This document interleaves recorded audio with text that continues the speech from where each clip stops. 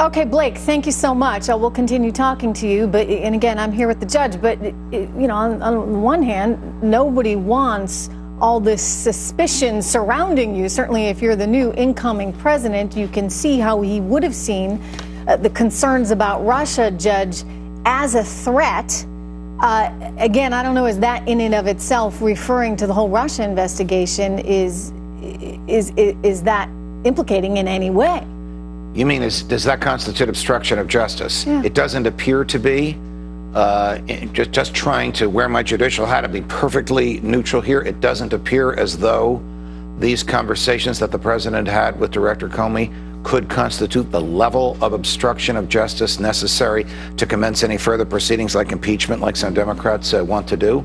But I'm confident that Democrats are going to try and get more specific words out of Jim Comey's mouth tomorrow to see if they can find some hooks on which to hang their hats. Some of this stuff is pretty strong. But as I said, there's enough in here to please both sides that they're going to have a field day when they question him tomorrow.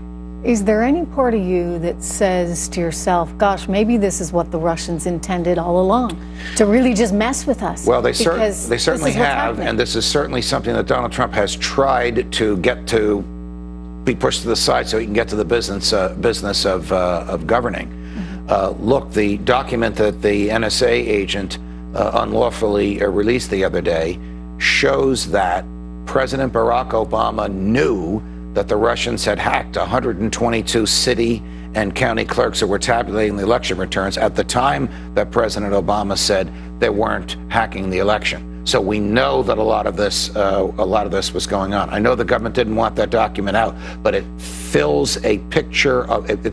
Fills a piece of the puzzle of everything that was going on. It also tells us that Vladimir Putin, no surprise, was not being truthful when he said the Russians were not involved in any hacking. Jim Comey was obviously very aware of that. But in Comey's mind, there are a number of things going on here. There's the investigation of Russian hacking. There's the investigation of any potential, we've seen no evidence of this, but the investigation is still going forward, relationship between the Trump campaign or the Trump transition and the Russians. Then there is the discrete investigation of General Flynn personally. Did he lie?